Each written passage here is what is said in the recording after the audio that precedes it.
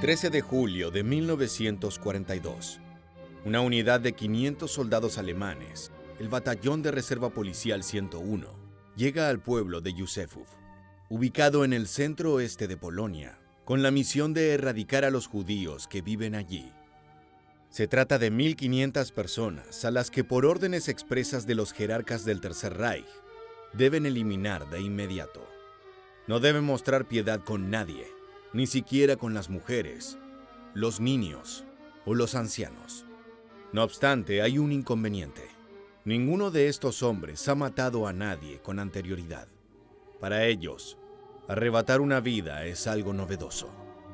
El comandante de la tropa, el mayor Wilhelm Trapp, sabe que los germanos no tienen experiencia, por lo que les ofrece la oportunidad de no participar en la masacre. Se reúne con ellos y les indica que si no quieren convertirse en asesinos, lo único que tienen que hacer es dar un paso adelante y serán eximidos de esta aberrante tarea. Lo que sucedió después es uno de los hechos más sorprendentes de la Segunda Guerra Mundial y se relaciona con los motivos de los alemanes para matar. ¿Lo hacían por placer?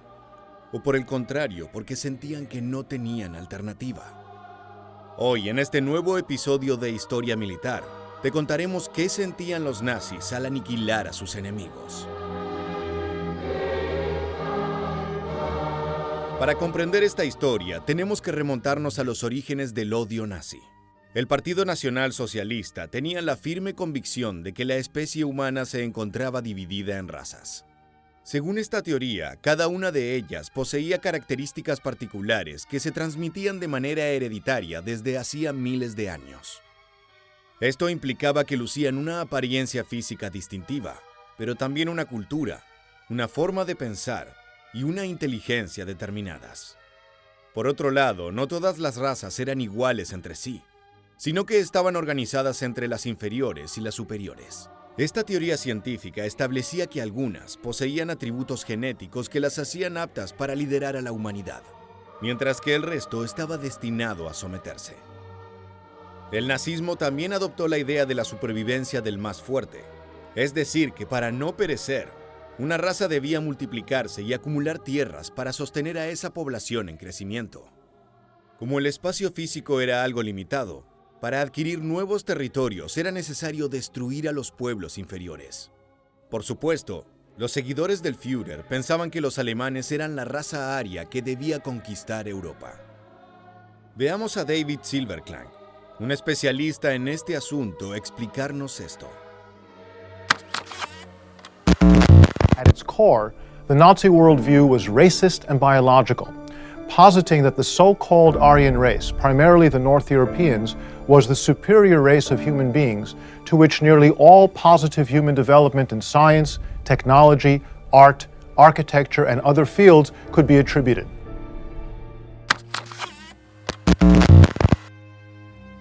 Entre aquellos que debían ser exterminados se encontraban los judíos, los afrodescendientes y los eslavos. No se sabe con certeza cómo fue que Hitler abrazó estas teorías de odio ni las razones de su intenso antisemitismo. Hay quienes afirman que el líder nazi tenía una enfermedad venérea que había sido contagiada por una prostituta judía.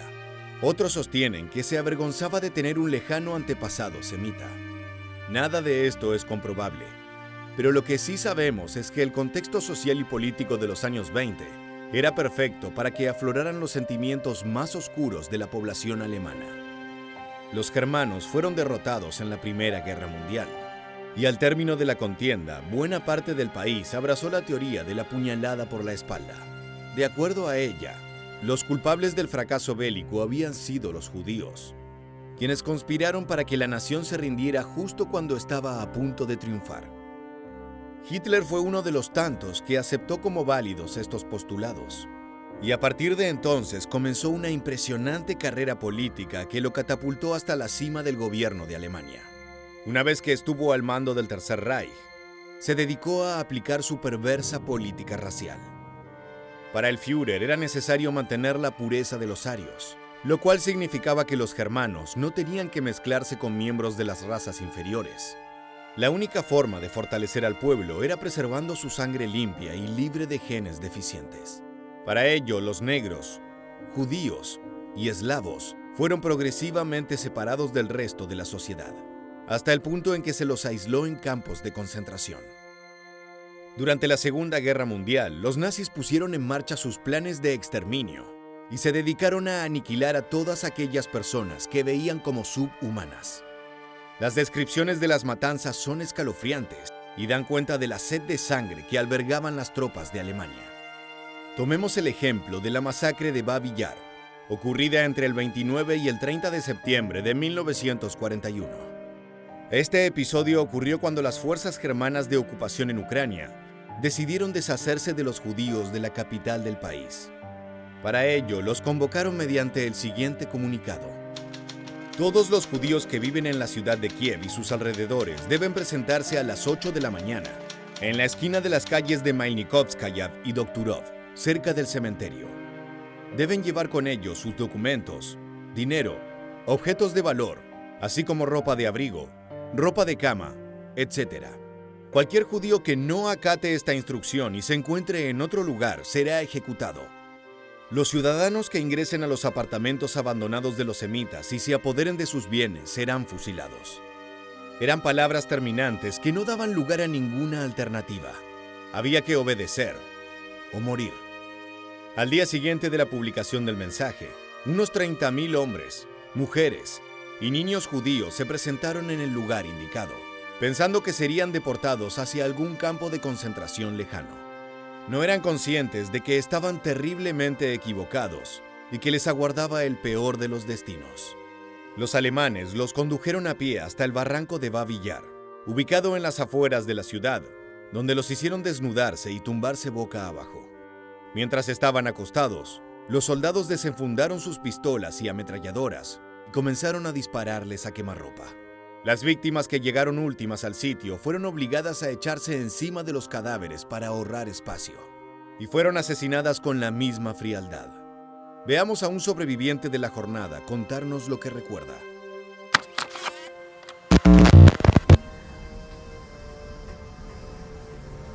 Первым упал папа, а я видела, как папа упал и потянул маму с собой. Потом сестры, а потом я уже не помню.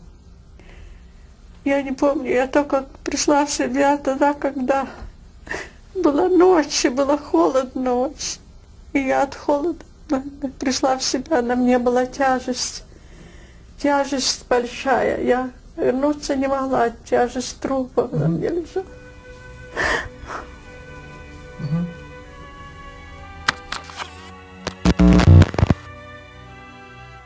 Otro testigo de la masacre la recuerda de la siguiente manera. No se podía huir, los golpes eran brutales. La sangre fluía inmediatamente de las cabezas, partes posteriores y hombros, a la izquierda y a la derecha. No había escapatoria. Los soldados gritaban rápido, rápido y reían divertidos, como si estuvieran viendo un espectáculo de circo. Incluso habían encontrado la manera de golpear con mayor dureza en los lugares más vulnerables, las costillas, el estómago y la ingle. Se calcula que casi el total de los judíos que asistieron al encuentro fueron ejecutados durante aquella jornada, lo que la convierte en una de las más sanguinarias de la ocupación de Ucrania.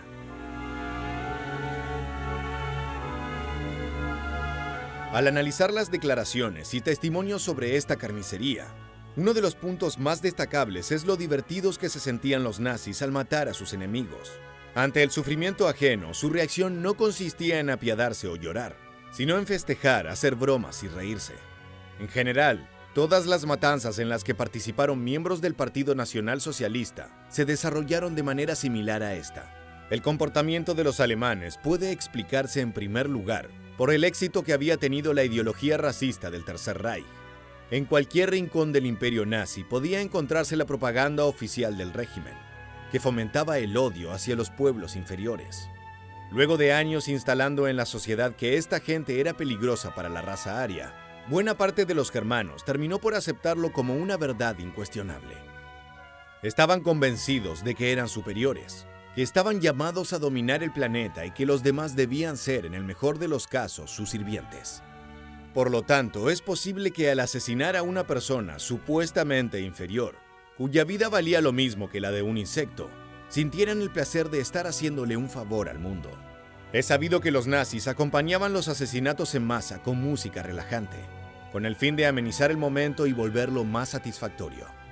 En el centro de exterminio de Auschwitz, era común que durante la noche, los guardias de las SS entraran borrachos y sin previo aviso a los barracones donde vivían los prisioneros.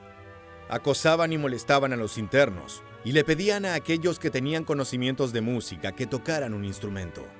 Si los reclusos se negaban, eran salvajemente golpeados o peor aún, fusilados en el acto. Mientras sonaba alguna alegre melodía, los alemanes se dedicaban a violar a las mujeres más jóvenes del barracón. En el campo de concentración de Belzec sucedía algo igual de macabro. Los nazis organizaron una orquesta conformada por presos para que tocaran al mismo tiempo que asesinaban personas en las cámaras de gas. Los llantos de las víctimas eran ahogados por las notas que entonaban los violines, guitarras, contrabajos y chelos. A veces la música era usada durante las masacres, como ocurrió el 3 de noviembre de 1943, cuando fueron ejecutados 18.000 judíos en el centro de exterminio de Majdanek. Aquella oscura jornada comenzó a las 5 de la mañana, cuando los reclusos fueron conducidos hasta una trinchera que había en las afueras del sitio. Los hicieron descender a unos pozos en tandas de 10 y les dispararon en la nuca. El proceso continuó hasta la tarde, cuando el suelo quedó cubierto por una montaña de cadáveres, mientras el aire se llenaba con el ruido de los balazos y los gritos de los moribundos. Los soldados encendieron los altavoces de los camiones y pusieron música. Así, la masacre estuvo armonizada con vals, tangos, marchas militares y canciones folclóricas alemanas. Estos ejemplos son suficientes para afirmar que había nazis que genuinamente disfrutaban de su tarea y que no veían la hora de abrir fuego sobre los prisioneros indefensos. La prédica racista de Hitler los había convertido en monstruos sin alma, que obedecían ciegamente los mandatos de los jerarcas del Tercer Reich. Sin embargo, aunque el sadismo estuvo bastante extendido entre la tropa, no es cierto que todos los alemanes se hayan comportado de esta manera. Había quienes mataban, pero no lo hacían con gusto. Odiaban la misión que se les había encargado y estaban avergonzados de sí mismos. Otros, en cambio, blandían el fusil con indiferencia y disparaban contra sus enemigos sin pensarlo demasiado. No odiaban a las razas inferiores, pero creían que tenían que seguir las órdenes de sus superiores sin rechistar, porque los asesinaban sin entusiasmo, pero tampoco con arrepentimiento. En este sentido, veamos uno de los casos más llamativos del Holocausto, el del Batallón de Reserva Policial 101. Esta unidad estaba compuesta por hombres de entre 30 y 50 años, personas demasiado mayores como para ser reclutadas como militares regulares de la Wehrmacht. Todos ellos fueron destinados a esta agrupación, que fue utilizada como tropa de segunda línea en los territorios ocupados por el Tercer Reich. Llevaban adelante misiones de deportación de no arios. Esto implicaba desalojarlos de sus casas y dirigirlos hasta un tren que los conduciría a un campo de concentración.